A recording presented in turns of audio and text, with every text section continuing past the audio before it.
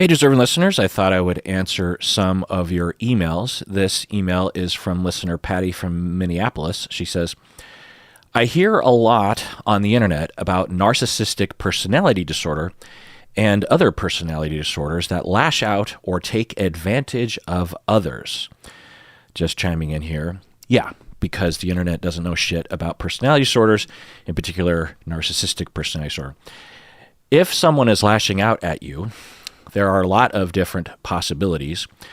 A very small minority of the cases will involve narcissistic personality disorder.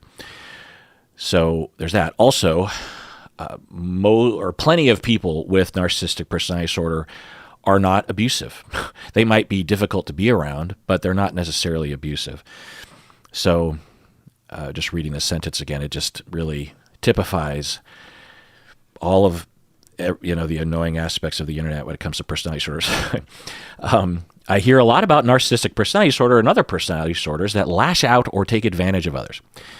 Now, I'll chime in again and say that there are places on the internet, like on Reddit or something, that are having good conversations. Like if there is a support group on Reddit for people who have spouses or former spouses with borderline personality disorder or narcissistic personality disorder. And a frequent topic of conversation is the abuse that they went through or the difficulties they went through in supporting each other and helping people to recognize that they were mistreated. I am all for that, but to generalize and say that all people with borderline or narcissistic personality disorder are being abusive is factually incorrect. And also to think that everyone who is quote unquote lashing out or taking advantage of others suffers from any personality disorder is a gross misunderstanding of personality disorders. But going on, so I've heard a lot about narcissism and this sort of thing, but is there an opposite to this? What if a person always compares himself or herself to others and finds themselves lacking? What if a person metaphorically beats themselves up? Is this just low self-esteem or depression? I'd like to hear more about this because this is what I deal with. There have been 2 suicide attempts in my family and one was fatal. End of email. So the email takes a turn there at the end, and I think what Patty from Minneapolis is emphasizing is that in her family and perhaps for herself, there are a lot of people who have very low self-esteem, hate themselves, beat themselves up in the inside, and consequently think about suicide and attempt and maybe complete. So I don't know, Patty, what is going on, but low self-esteem has a lot of causes. There's a lot of roads to low self-esteem, including narcissistic personality disorder and other personality disorders, like borderline, for example. People with narcissistic personality disorder, ironically, have one of the lowest self-esteems around. One could even say they don't even have any self-esteem. They don't have enough self-esteem to even have a low self-esteem, meaning that they don't know who they are. And they're running from that abyss into a false way of defining themselves, a plastic cellophane way of defining themselves. But you can't make a foundation of a house out of cellophane. Is that a good way to use this metaphor? All right. Next email. This email is from patron Lillian from Elkford. She says, can you please talk about prolonged exposure? I am 5 weeks in, and it is one of the hardest things I've ever done in my life. I think completing my prolonged exposure sessions will be one of the greatest achievements of my life. YouTube offers almost no information about it unless it relates to veterans. Thank you. End of email. Yeah, I've experienced this too, that on the internet, when it comes to prolonged exposure or just exposure in general, the only information on the internet has to do with veterans. And I'm glad for that because it is very helpful to veterans often. But the majority of people suffering from PTSD are not veterans. So the fact that that is the state of affairs. And when you look up trauma treatment modalities, the vast majority of the internet has to do with EMDR, which I'm all for because it involves exposure. It's just a different form of exposure that also happens to have what they call bilateral stimulation. But that, I think, is a problem as well, because in my circle anyway, the vast majority of people treating PTSD or phobias or anxieties or OCD using exposure are not using EMDR or cognitive processing therapy or CPT. They're using prolonged exposure or some version of general exposure. And to be clear, EMDR and cognitive processing therapy also use a lot of exposure. They just have it packaged in a different manualized treatment protocol that emphasizes other things. But for myself, I don't ascribe to any particular model of exposure or of trauma treatment. I guess the closest thing would be prolonged exposure, but it's very tailored to myself. And it coincidentally incorporates all of the elements of cognitive processing therapy and eye movement desensitization reprocessing. Is that EMDR? Yeah.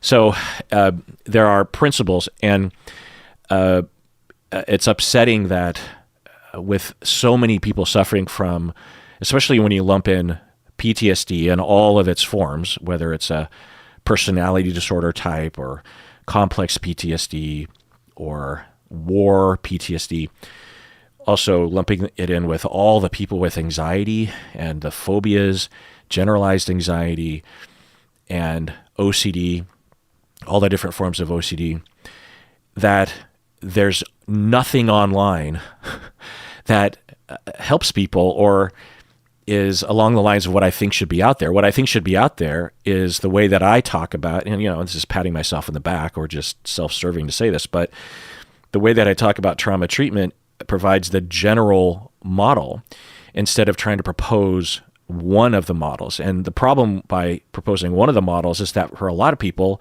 they're not going to be interested in it. Something like EMDR, for a lot of people, they're going to say like, well, that sounds weird. Now, conversely, a lot of people, I think, are attracted to EMDR, both clinicians and clients, because the highlight of that form of treatment involves this bilateral stimulation or this light that goes back and forth, or stimulating your hands alternatingly. And I think deception and temptation, or the attraction for people, is that, oh, so all I have to do is watch this light go back and forth and everything will be good. And no, arguably, and a lot of researchers will point this, that the bilateral stimulation has nothing to do with the outcomes, with the positive outcomes. And the positive outcomes are similar to other kinds of exposure therapy. Because when you're doing that back and forth stimulation, you are exposing yourself internally to the trauma. You're asked by the clinician to think in detail about what happened, to walk through the story in your mind. The difference with EMDR is that you're instructed not to talk about your narrative in the way that you would with other forms of trauma therapy, like with CPT or other prolonged exposures. So there's that. Also, there are other kinds of exposure where it's intense, like it's all of us, like you have intensive exposure all of a sudden, and prolonged exposure is more having mild to moderate exposure to the trauma and moderate to mild distress as you're experiencing it. That's prolonged over time, and eventually your brain habituates. But anyway, so you're saying that in 5 weeks in, it is one of the hardest things you've ever done, and it might be one of the greatest achievements you've ever done. And yeah, no pain, no gain when it comes to this. It's the same with phobias, the same with OCD. You have to face the very thing that you've been trying to avoid. That's the nature of phobias and OCD and PTSD. By the way, all these used to be in the same chapter in the DSM-3, was it?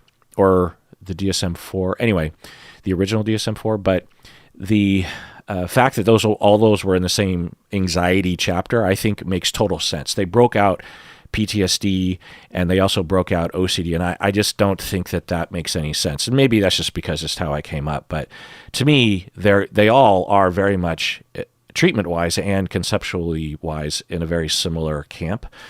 Yeah, and I understand the justifications to bust it out, but I think it distracts and confuses people in a way. Anyway, so it is very, very hard, but it has typically, outcomes will show that it shows great fruitfulness to have no longer any PTSD, to have no longer any OCD, or at least manageable OCD, is a wonderful prospect, right? And the nature of PTSD in particular is that it has to do with avoidance of triggers, avoidance of memories, avoidance of remembering. So to be actively remembering is to go against the instinct, but the instinct to avoid is causing the PTSD, according to some conceptualizations, which I mostly agree with. It's an oversimplification, but it is one way of looking at it. Yeah.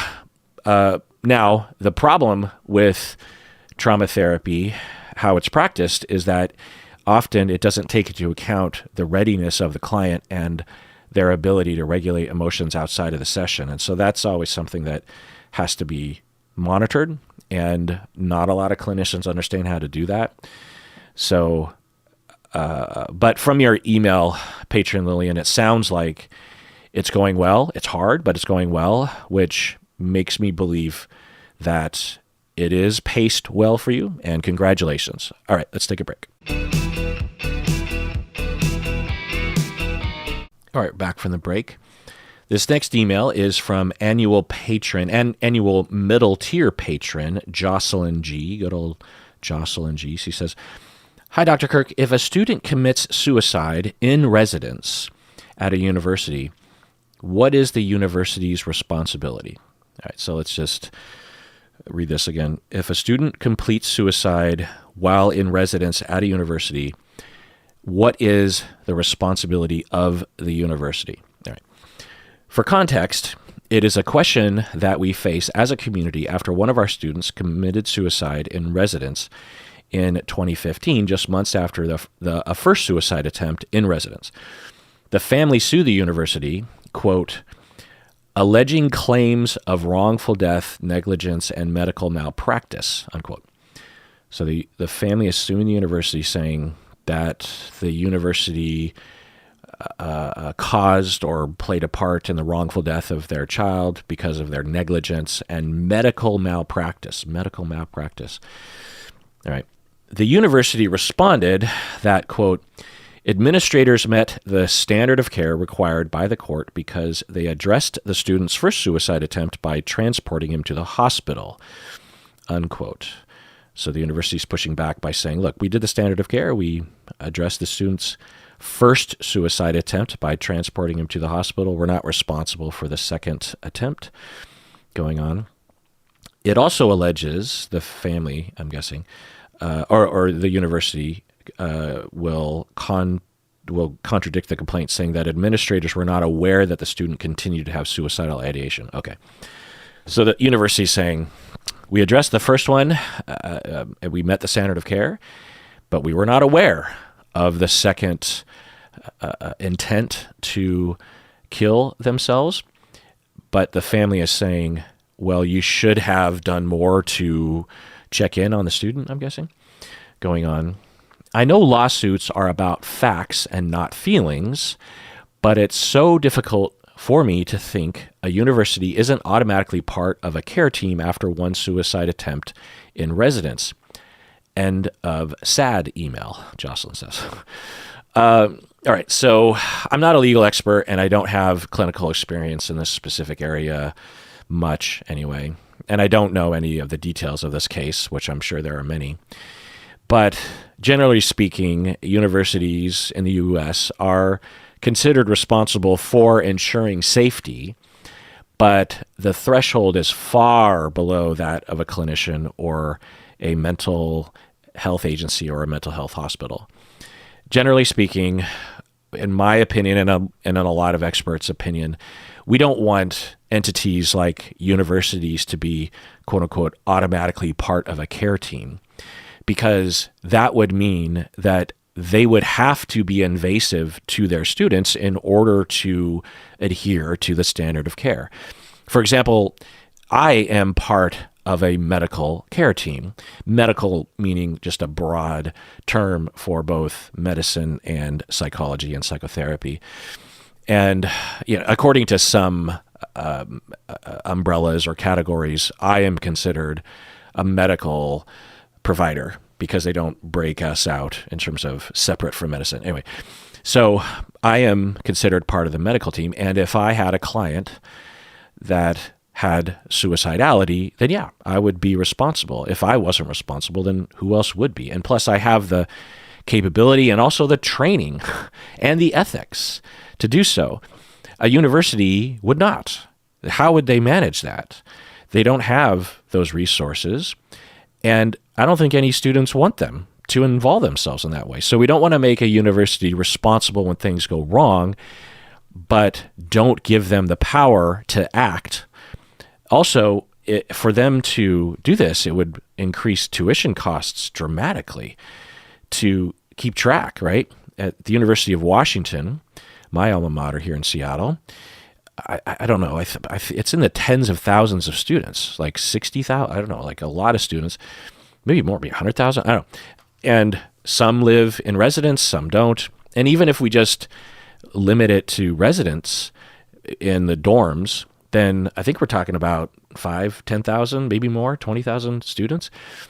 So then you have to have all of these social workers and clinicians, and there has to be like some method of reporting. Like if you had a roommate that you were concerned about, then you would be instructed by the university to call this hotline, and then a social worker would come to the dorm, and if the student in question did not want to respond to the social worker would have to escalate. That's what I have to do. If I have a client that I believe is at risk and they refuse to talk to me, I have to escalate eventually, maybe to calling the police. So do we want universities to be a part of that? I don't think so. I understand the impulse to look back after a suicide and think what could have been done. In the same way, we wouldn't want a workplace to be that's essentially the same thing, right? If someone worked at Microsoft or at a Subway sandwich shop, we don't want employers looking into people's mental health, right? We don't want HR or managers that are, one, responsible, and two, given the power to invade other people's minds. It's just not helpful. So now, having said that, there's a chance that the university is negligent in some way. Maybe given their lower threshold of duty to ensure safety. And what do we mean by safety? How safe, and how far does that duty go?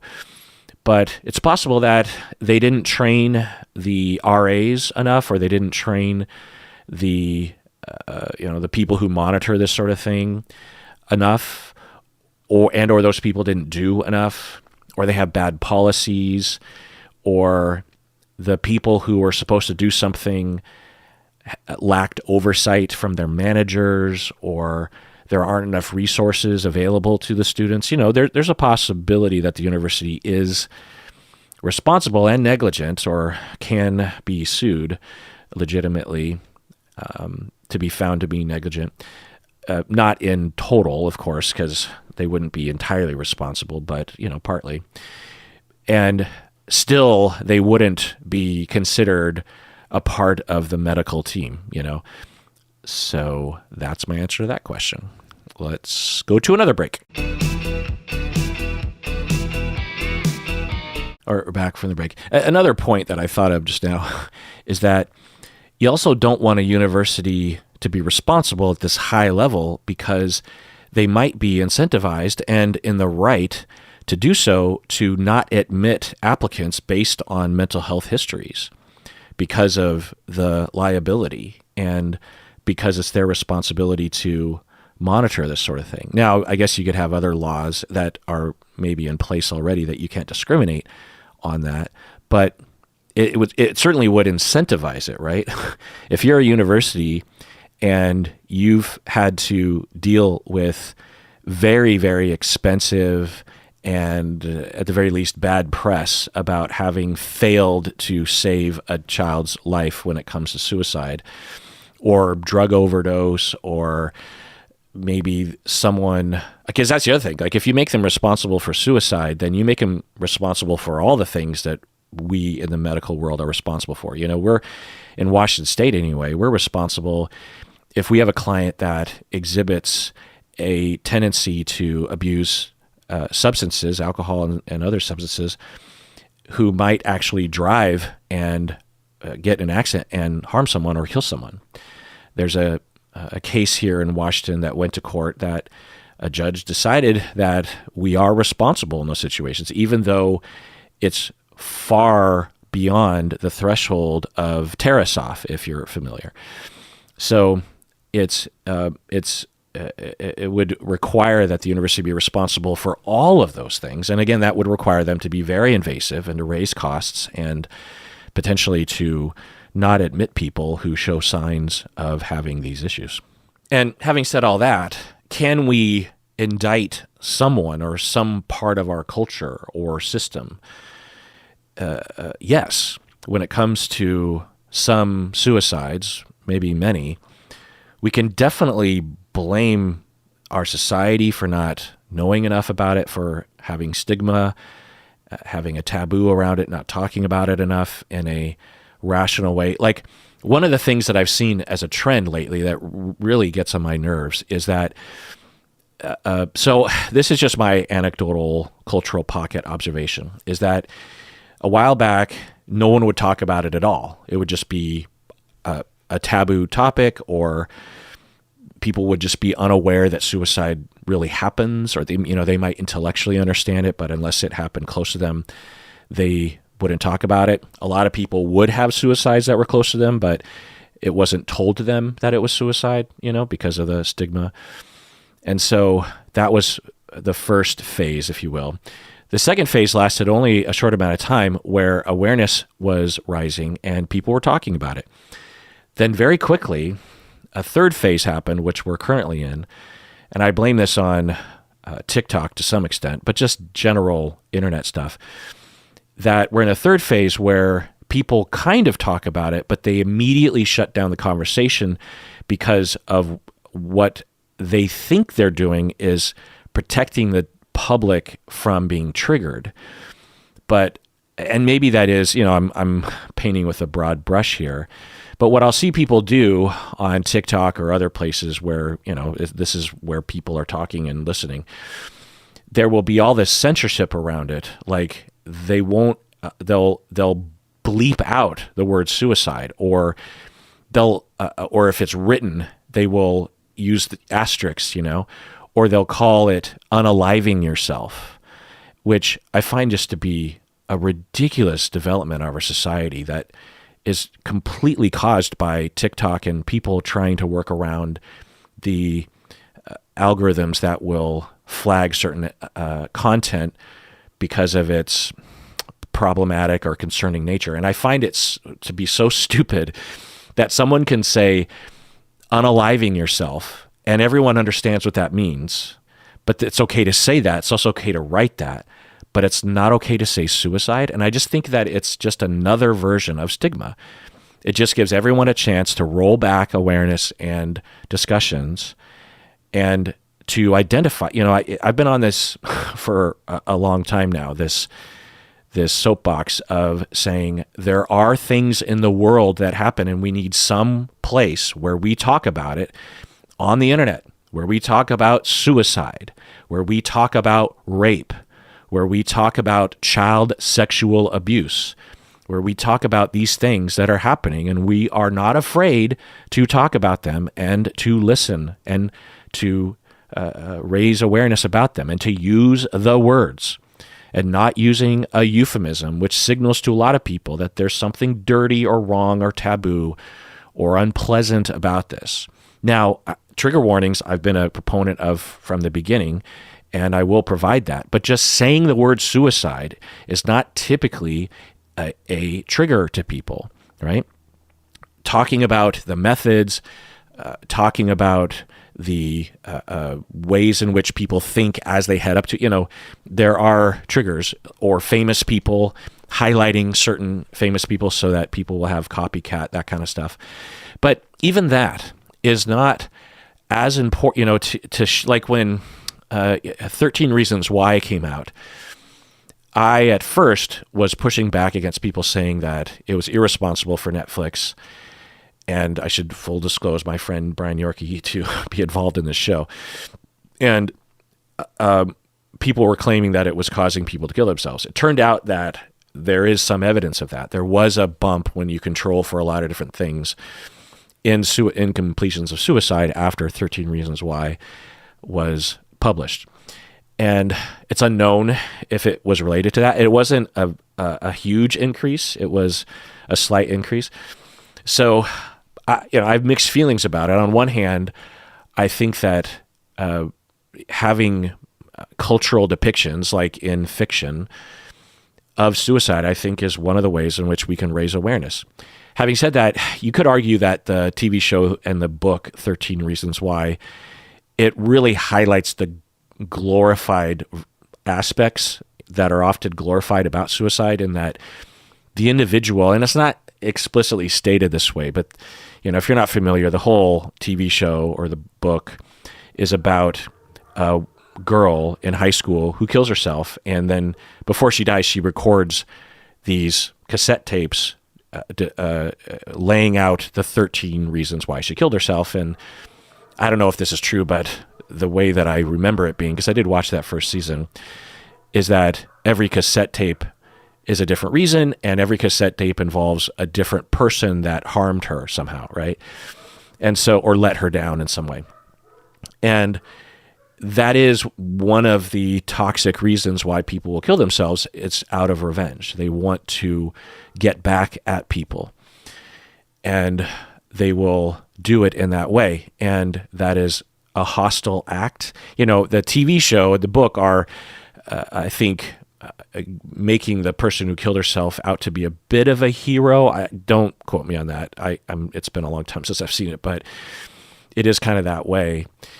At the very least, they are, the whole story arc is basically the girl was being mistreated and misunderstood, and these cassette tapes illuminate the bullying and the harm and the trauma and the sexual assaults, the rapes that she had been through, and others, actually. Anyway, point is that I think that, that storyline might be irresponsible.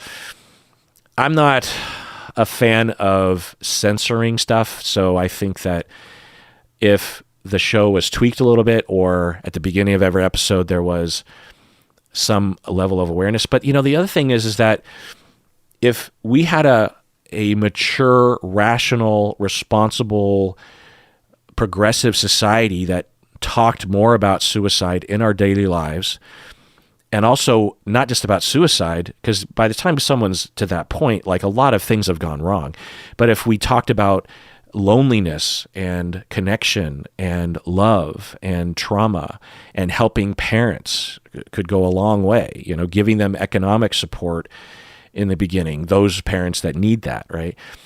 Then you would just have a lot less suicidality in the world anyway. And then if you had a story like this, it would just potentially be slightly problematic. But the fact that you can have a show like this that would push a number of people over the edge, because it's not like the show caused them to be suicidal, it pushed them over that final hurdle, is one way of looking at it.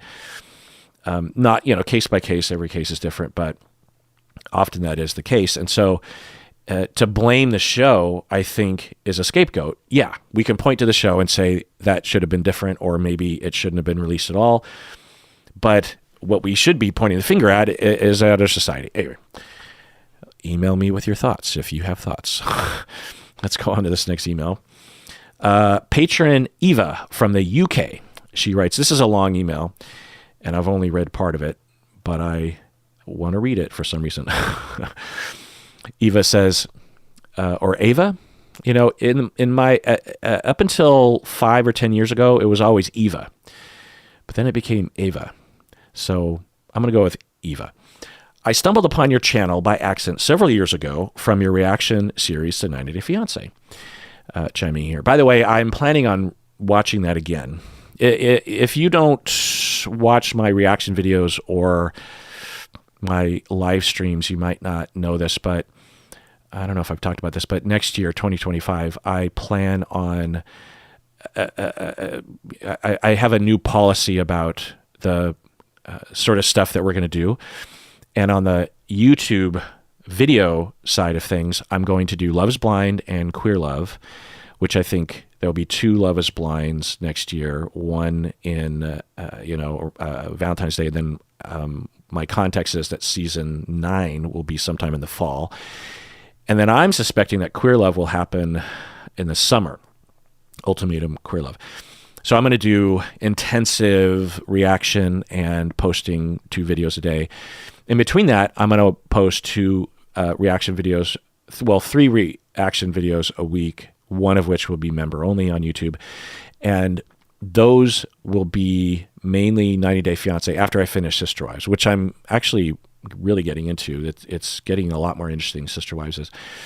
So once I'm done with Sister Wives, and I think I'm just going to stick with 90 Day Fiancé in perpetuity, because when I diverge from that show, and the Love is Blind and Queer Love and 90 Day Fiancé fit my thing so well, and there's always new stuff to talk about. So I just want to try that out for a while and not entertain watching other shows, because I have, people will ask, oh, you got to watch this today, and I really want to, but I just, whenever I do that, I usually regret it on some level. I mean, not that I don't like the content or the show or whatever, but I'm always thinking, given all the factors and considerations regarding time and effort and what I have to offer in terms of my clinical experience, that wasn't as ideal as watching Love is Blind, Queer Love, and 90 Day Fiancé. I also want to watch couples therapy, and I might do that for the member-only videos. But anyway, so that's on the video side, and I'm looking forward to it because I haven't watched 90 Day Fiancé in like a year or something, and I miss it. And Stacy watches it casually, and we would talk about it. It's one of our things we talk about when we go on walks, whether it's Love is Blind or whatever. Anyway, on the audio podcast side, I want to, so what I hope that will do for me is give me more time. I want to finish my grief book. I also want to have more mini deep dives, like talking about introversion. I have a whole script, a half written script on introversion. I have a half written script talking about all 14 personality disorders in brief, but as a whole. I want to do a deep dive on antisocial and psychopathy, also paranoid personality disorder. I want to do a deep dive on complex PTSD, which I imagine will take a long time for me to prep for, but I want to do that. But I also have all these like half-written scripts on true crime and other kinds of little stories, other concepts that I've come across. I'm trying to remember what other. I just have all these like half-written things. Anyway, so I want to do that more, and I also with Berto want to do deep dives that are focusing on true crime, not because I just want to do mainstream media stuff, but I think that if I choose the right cases, then I think I can offer, and Berto can too, a unique angle to it. Maybe not extremely unique, but an angle to it that I don't usually hear people talk about, trauma and development and schemas and personality disorders, truly understanding them, that kind of stuff. And so I want to do that because although heavy, right, true crime is hard, like Josh Powell, that kind of stuff, somehow it's a lot lighter than talking about things like neo-Nazis and Elon Musk. And forgive me if I've already talked about this before, but anyway, getting back to the email. I stumbled upon your channel, watching your face. Since then, I have been listening to your podcast almost daily, and I feel that your content has become an indispensable part of my life. I find watching you to be extremely comforting. Your compassionate approach and worldview is so refreshing and in contrast to the majority of social media. I'm even finding myself choked up writing this, thinking about the ways in which your commentary has tangibly improved my life. Just chiming in, well, Eva, that is very heartwarming to me and makes me feel, I feel my shoulders relaxing and my torso being content that sounds funny, but you know what I mean? Like where your tension is off. For me, my tension is in my lungs and diaphragm and stuff. And so it feels relaxed and content and warm and safe. And that is nice to hear. And I can relate. There are, certain content providers that, like, I'll just tell you that the two content providers that I go to, like after the election or something, just for comfort, not only just because they talk about a lot of things, but also it feels grounding to just have someone that you look up to have, I don't know. Sometimes, well, I don't know, comforting is an interesting word, because what I was going to say is it's nice to hear from someone you look up to provide perspective, but that isn't really what they do anyway. So there's TBTL with Luke Burbank and Andrew Walsh, who are, kind of acquaintance friends of mine. And I've been listening to them from the beginning. Their podcast is as old as mine. It's a little older, like by about half a year. And it's so comforting. I will actually go back to 2008 and listen to episodes from back then.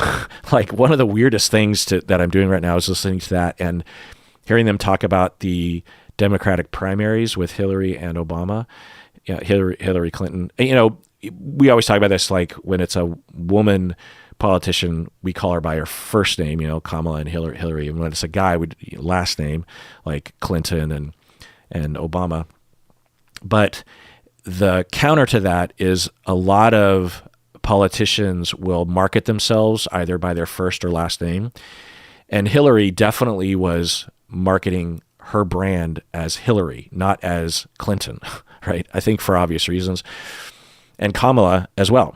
And I think there are, aren't there some male? Anyway, point is that listening to this 2008 and building up to the election, it is comforting. Anyway, so listening to them is comforting to me, even though for the two of them, they are not reacting. In fact, in a lot of ways, Luke is reacting a lot harder to the election than I am. Regardless of that, it still feels comforting. You know what I mean? I don't know why it is. The other content provider is Philip DeFranco, who is a news compilation guy on YouTube, a daily, Monday through Friday compilation news guy.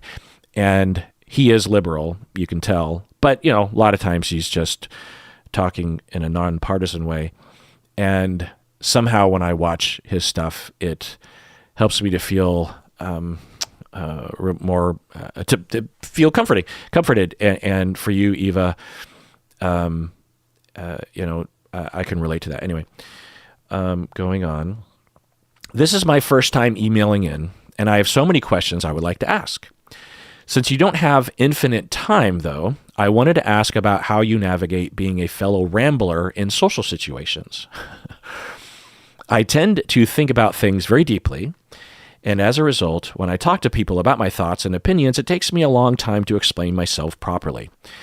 It is a quality I really like about myself and you as a podcaster, as I love to explore the complexity of human experience and really examine thoughts and ideas from multiple angles. Just chiming in. Yeah, well, in social situations, outside of my wife, anyway, at least from my perspective, I'm not a rambler. Like, when I'm around Berto and his brother and other guys in that circle, I almost never talk because they are talking so much and so loudly. I mean, when I'm in the mood for it, I love it. But I would say a third of the time, I'm just like, oh my God, this is just so much talking and so loud and so opinionated. And I'm just like, yeah, I think I'm just going to go home. So now, having said that, has Umberto had to listen to me yammer and ramble? Yeah, I'm sure. But and with other friends, I'm guessing I am more talkative than they are. But there's that. And then as a therapist, I am mostly listening. I mean, there are some sessions where I might only say like 3 small sentences in the entire session until the very end when I provide some kind of conclusion. So there's that. But I definitely can resonate with what you're saying in the later bit here when you say that when you tend to think about things very deeply. Now, I don't think, Eva, you and I are saying that we're smarter or wiser or anything, but the comprehensiveness, if you will. It's sort of like when some people go shopping for a car or a cabinet or a nail file. Recently, I was shopping for a nail file because I didn't like the fact that nail files get dull over time. And I was thinking there's got to be some kind of material that doesn't do that. And there's this glass kind where they have these, and it doesn't degrade over time, or at least not very quickly. And I bought one and I don't like it. It doesn't feel good. It feels like rubbing. Anyway, point is that for some people, they might, when they shop for something, they might want to look at all the options, and it might take them a long time. But in order for them to feel satisfied, now sometimes this can be paralyzing, right? But for other people, it can be a way, that they just do things. They just really want to be comprehensive, and it feels good to do so. And I'm kind of like that when it comes to shopping as well. I'm also like that when it comes to any nuanced, complicated topic. And what you're saying, Eva, is that you like that in me as a podcaster. Now, I'm sure many of you would love it if I would shut up more. And I say this, and inevitably there's always people that will say, when you say that, Kirk, that I actually don't agree with that. I'm sure there are people that do agree with it, and don't want to tell me that directly because they know it would hurt my feelings, because it would, by the way. You don't have to tell me that. I already know that. But I will say that when I listen to TBTL, my favorite podcast, Too Beautiful to Live, with Luke and Andrew, they will often make fun of themselves in this way as well. And I never think that about them. I'm never like, oh my God, you guys are going on and on about something. If something calls for it, then I think it's helpful. In fact, to only briefly talk about something that's nuanced, complicated, I think is annoying, So yeah, I think that I'm like that. And in my social life, I will bump up against this sometimes, like when I'm with family or friends and people start talking about politics, and this has been true for decades. I will have a lot to say, and like there's this one moment when I really noticed it, and I think it was, I don't know, maybe 15, 20 years ago. It was 4th of July, and I was with my family, and we were at a picnic waiting for fireworks to happen at Bellevue Square, if you're familiar. And people were talking about politics, maybe about immigration or something. And there were people in my family that were kind of on one side, more centrist, and there were people in my family that were more liberal. And they were having, kind of a long conversation going back and forth. In my head, I was thinking, oh, maybe I should chime in this point or agree with this person or something. And then I just rattled through all the bullet points that were all just basically topic sentences in my mind. And I thought, there is not enough time to get into this from my standpoint. They can have their conversation in whatever way they want to. But if I was to get involved, one, I would want to get into it because it's fucking complicated. It's never as simple as the taglines of any politician, of any partisanship. So I would want to get into it. And I don't want, the other thought I had was, I know a lot more about this just because of I guess because I'm a professor and social justice is an important part of my work, that I just knew a lot more details about this sort of thing and know the research, or at least a lot better than I'm not an expert, but I knew better than they did. Or at least I thought I did. And I thought, if I open my mouth, I'm going to come across like I'm talking down to them. Not because I'm looking down on them, but I'm going to say, well, actually, this kind of stuff, which is annoying, mansplaining. And I just decided in that moment that I wasn't going to say anything. And I think at some point, and I wasn't being a party pooper, like a lump on a log with a sourpuss face, but I was just like, yeah, there's not a way for me. I can't be half-assed about this. If I'm going to say something, I'm going to say all the major points here, and there's not enough time, and I don't want to be annoying. So therefore, I can't really say anything, and I don't want to say anything.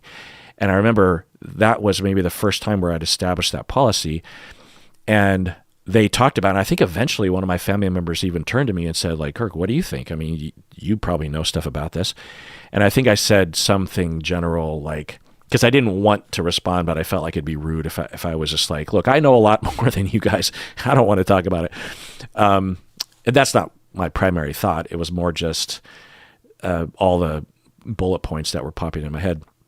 But I think I just said something like, oh, well, it's complicated. And generally speaking, I think that humanity dictates that we should try to be altruistic. It's complicated in terms of what to do about that, but I think we should do what we can to help, Anyway, so that was the first time. And since then, I have, generally speaking, followed that policy.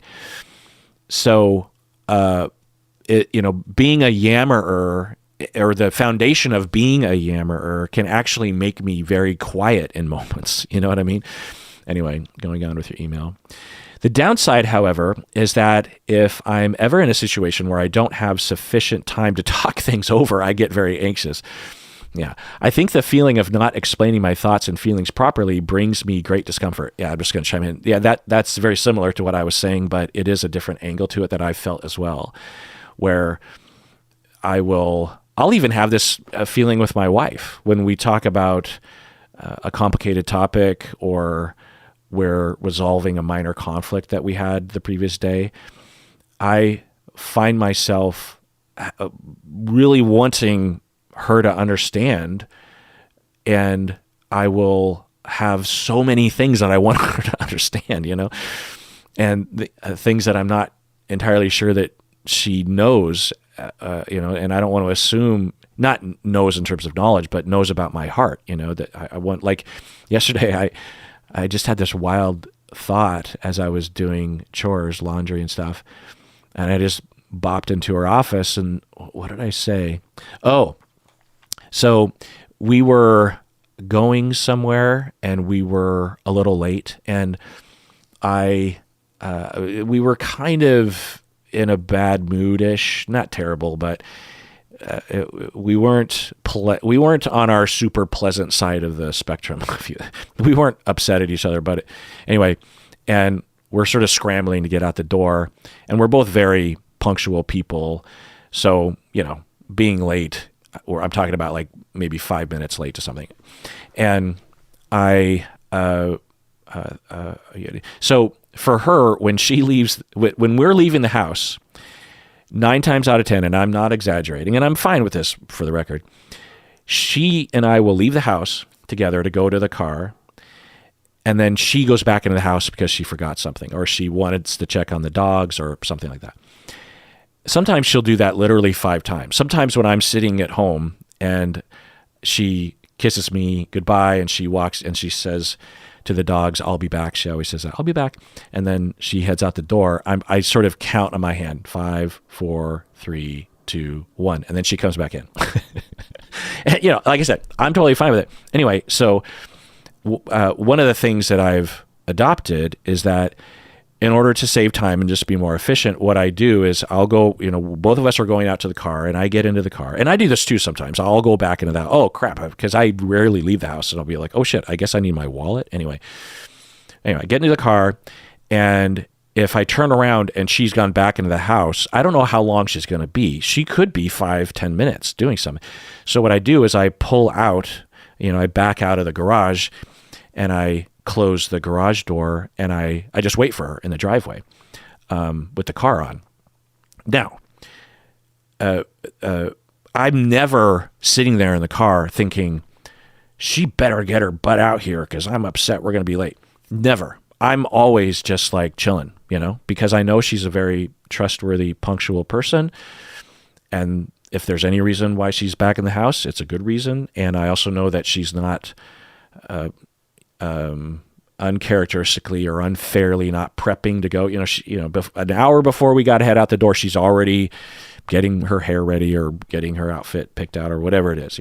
She's very conscientious in that way. So I'm always thinking that, there's a good reason for it. And also, I don't really care about being that late because of how on time I typically am. And the sort of things that we have to show up for aren't usually that big of a deal. Like if it's a party at someone's house, people don't care if you're 15 minutes past the beginning. If the party's at 6:30 and you show up at 6:45, if anything, people will be like, "Oh my God, you're kind of early." Anyway. So there a few days ago, this was happening, and then she came out into the car, and she said something to me like, she said, "I didn't know that you left. I was looking around for you," we left. I thought we were leaving together. And so when she went back into the house or I can't remember how it went down, but anyway, she seemed to be upset at me that I was in the car. And then I was kind of thinking about that while I was doing my chores. And I'm thinking, okay, if I work my way backwards, I imagine what actually was happening was that she thought I was angrily waiting for her, and she thought I was blaming her and upset at her. So when she gets into the car, she's upset at me because she thinks I'm you know what I mean? I don't care to explain this in detail.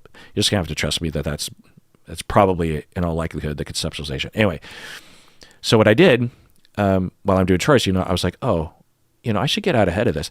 And I went to her and I said, just by the way, when I pull out and I'm waiting for you in the car, I am not upset at all. I've never been upset. I'm not sitting there just thinking, "Oh my God, I can't believe she's making me wait here. She better get out here." I'm never thinking that. I'm totally relaxed. I'm not even suppressing anger or frustration. I'm totally cool. If anything, I will be a little on edge until I get there. Because once I'm at that point, I know that I have gotten to the very edge of my ability to prep, and then it's out of my hands, and I'm okay with that. I just have to wait there. So I just want you to know that. And she was like, "Oh, okay." And, it seemed to be resonating and helping her. Why am I telling you this right now? I'm yammering. I guess the point I was making was that in that moment, I wanted to tell her 10,000 more things. Like the way I described the way that I told her was probably 5 times as long as I told her, because I don't want to bother other people with all my bullet points. Anyway, I think that was the point I was making. All right, going on with your email. Fortunately, I have a wonderful partner and a group of friends who are also this way, and we have lengthy and deep, enriching conversations often. Yeah, just chiming in. I tend to get along well with fellow yammerers like Berto. The times I struggle most are social situations with acquaintances or work meetings. I feel pressure to sum up my thoughts quickly, which I am basically never able to do. I am left with the choice to either misrepresent myself by poorly explaining my point or to just not contribute at all. Often I choose the latter. Yeah, just chiming in. Yeah, I don't think I'd ever recognize this in myself, Eva, but that is a factor in why I tend not to talk in larger meetings at the university.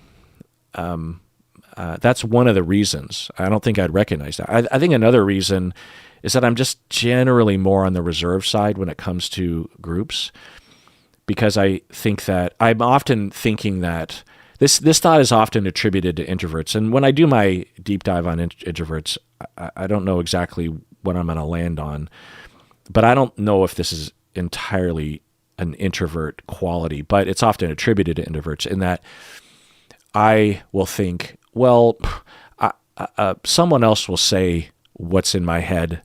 Why should I be the one to bother everyone with this? Or there's not really anything that I have to say that is radically interesting or different than what everyone else is saying. So at the very least, it'll mean that the meeting will be shorter if I don't open my mouth, that kind of stuff.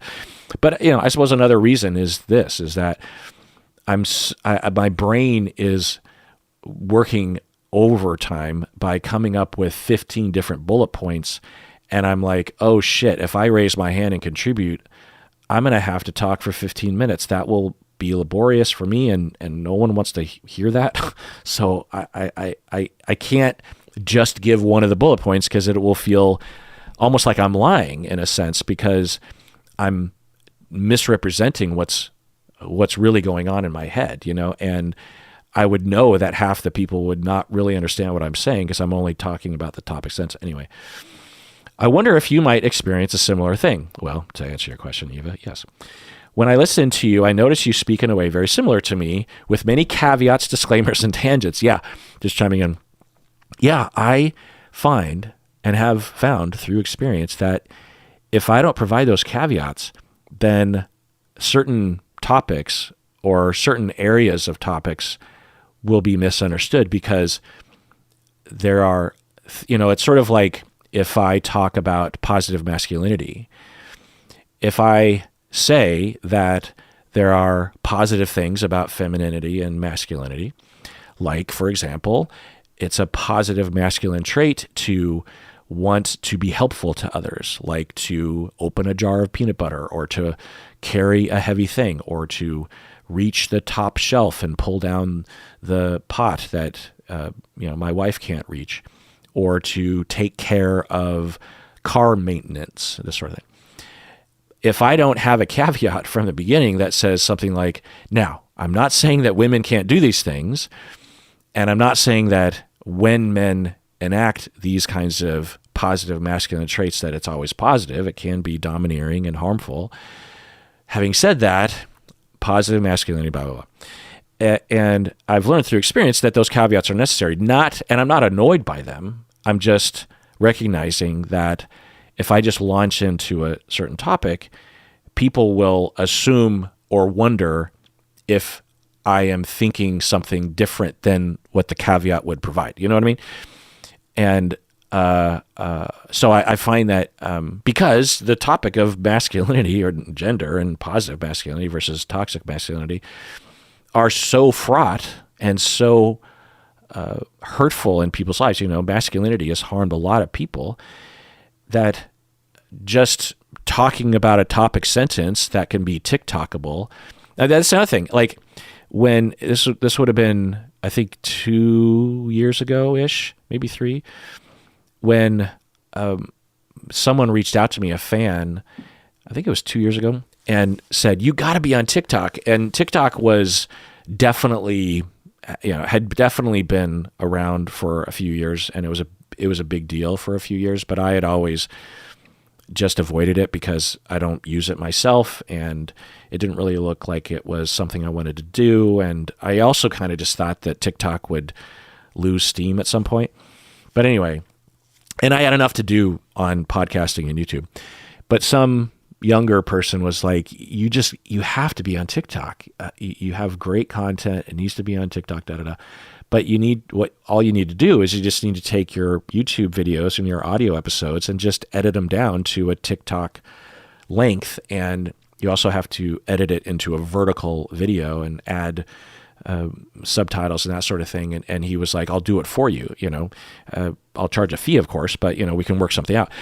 And so I had other offers like that, but I, for some reason, thought, okay, I have the capacity to think about this right now. And so I went down that rabbit hole and, really went for it for a while and had a whole system. I would ask people, fans, to highlight certain segments, email in and tell me. And a lot of people were very helpful. There were some key people that were really helpful. They would every episode they would say, okay, this is a good segment to pull out and make into a TikTok video. I would do that. It was way more big of a pain in the ass than you might think. But what I found was that in the comments section, people didn't seem to understand what I was saying, or they were assuming things about what I was saying. And so, which I understood, because the things I was talking about, whether it be narcissism or cheating or a therapy concept or something, I found that in order to explain this to people, I can't do it in the length of time that a TikTok is allowed. And that was a major factor in why I basically stopped doing TikToks about a year ago, because it just isn't TikTokable. The problem is that when people like me don't go on TikTok, then all the viewers on TikTok, which is like a huge swath of the population, are being misled by people that are totally fine with explaining things in a short manner, particularly lay people who are saying a bunch of bullshit, but also some clinicians. I mean, I won't name names, but there are some prominent clinicians on TikTok and other venues like, Twitter and YouTube and stuff, that although they are not lying, they are not fully representing all that is necessary to convey the understanding. And the things are easily misunderstood, and I see that a lot of people are misunderstanding, So, yeah, I absolutely am yammering right now, Eva, about how I understand your experience of yammering going on. I, perhaps like you, often feel the need to caveat the things I say because the thought that someone might get the wrong idea about my beliefs is almost unbearable. Yeah, just chiming in. This has to do with just, I think, wanting to be precise. And I have mentors like, Phil Cushman, who died a couple years ago. He was like this. He would sit down as a professor, and he would have like a couple pages of notes that he had taken on a legal pad. And he would just talk for 3 hours. Our classes were 3 hours long. And he would just talk for 3 hours with a break, a 10-minute break in the middle. And he would talk about an idea for 3 hours, and it was riveting, and it was long, but it required that, And so it would be easy for people to get the wrong idea if you didn't explain it fully, And so part of it is just that, but another part of it, that unbearable part that you're talking about, Eva, has to do with my mild obsessive compulsive personality disorder traits, in that I have flaw, shame, trauma, and one of the triggers is to be misunderstood and misrepresented, and to have people think, if someone misunderstands me in a neutral or positive way, I don't think that would bother me. I mean, it wouldn't be great, but it wouldn't trigger my mild obsessive compulsive personality disorder. But I've noticed that online, when people misunderstand me, I was talking about this one incident that happened in the very beginning of watching reality television, 90 Day Fiancé. I was watching Darcy, and I said something and meant the opposite. I said that if you weren't if you didn't go through something from the outside looking, how do I say that? If basically what I said was, unless you experience something that I deem to be worthy of PTSD, then you aren't allowed to claim that you have PTSD, which is a ridiculous statement. Not my position, has never been my position. And I worded it in a weird way that could be easily interpreted as that. And having a bunch of people, because most people, I think, when they heard that, they thought, well, it kind of sounds like Kirk was saying this, but I know him well enough to know he wouldn't say that. So it must be a mistake. But there are a lot of people that didn't really know me or whatever, and they decided to go with that, which, I don't blame them. But then they took that so far to believe that I am a menace to society, and they went with that. And that it still gives my hands become sweaty just thinking about it right now. I actually have a mild trauma response to it. So, yeah, it's unbearable. And I would rather just not. Now, it's hard being a podcaster, but it makes it easier.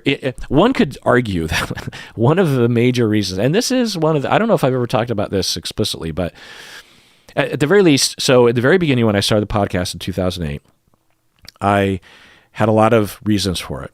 But what I will say is that why, and then I stopped it because I was hired back at the university, at Antioch University full time. And I knew that I was going to be working a lot of hours because I was starting from scratch on a lot of things. Eventually I could work at the university and also be a podcaster. But in the beginning, I was trying to get on my feet, and I also had a pretty robust private practice. And so I had to cut something out. And so I cut out the podcast.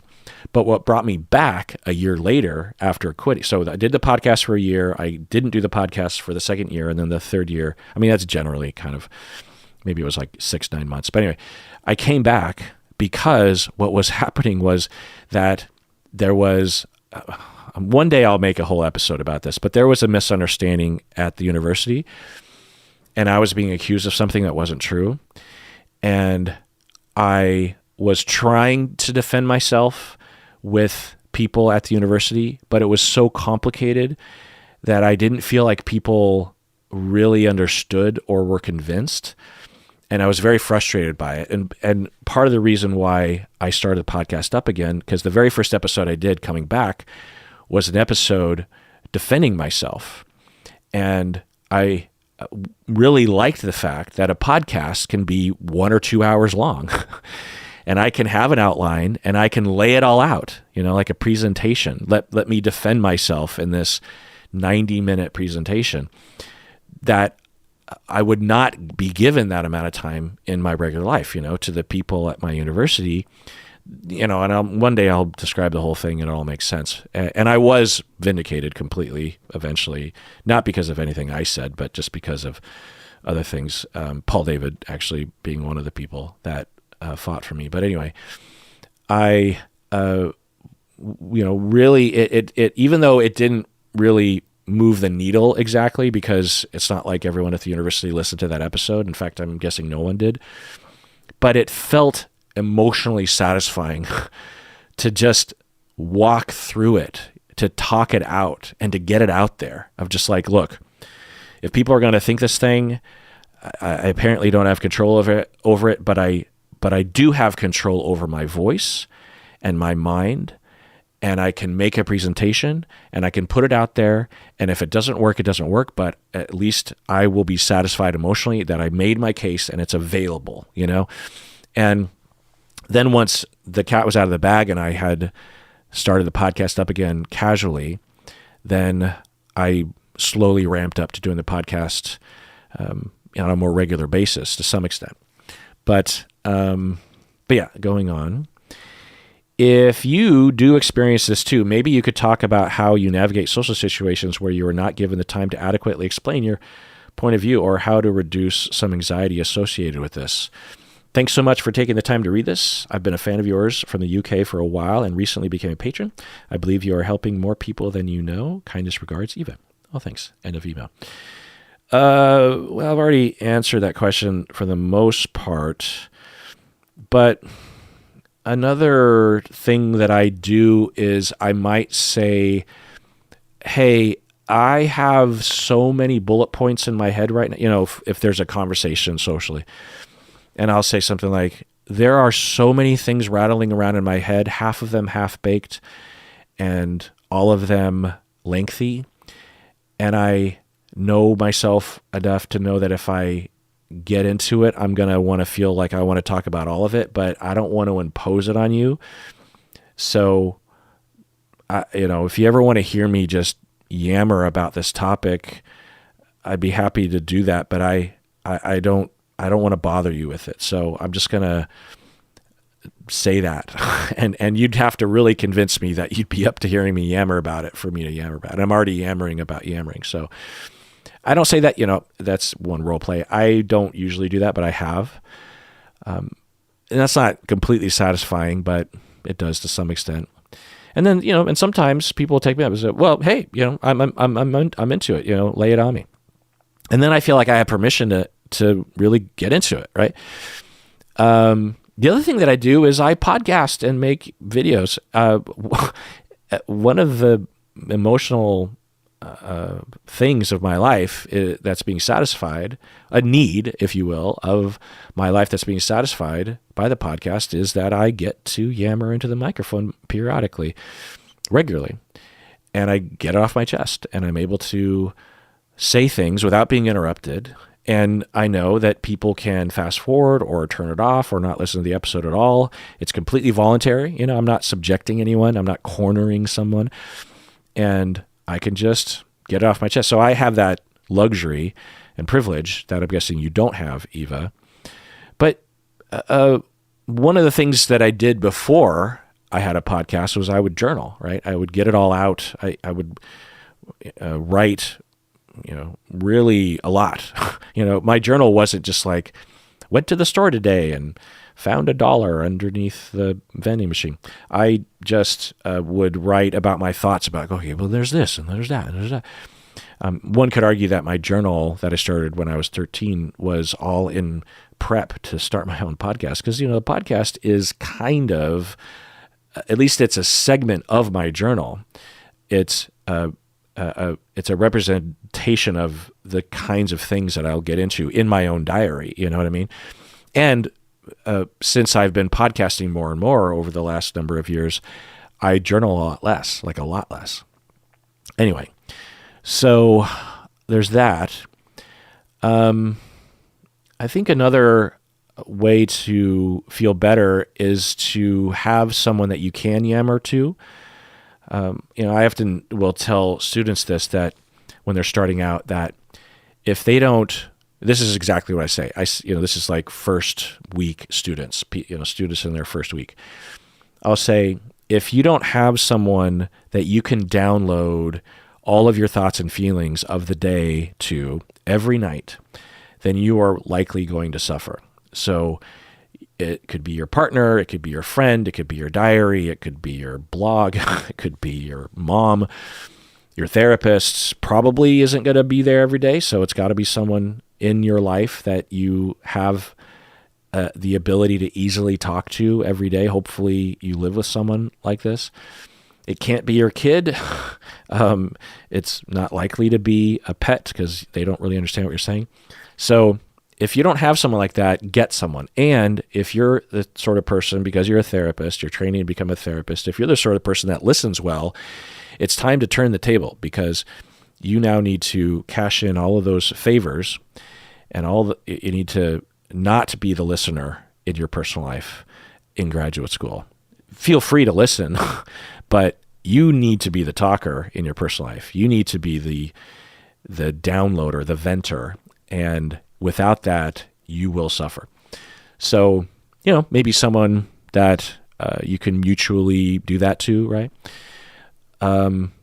But yeah, in social situations, I guess another factor, I don't know, Eva, what is going on with you, but, currently a lot of people are talking about politics, and it can feel very important to refute something or to get your point across in a comprehensive way, in a convincing way.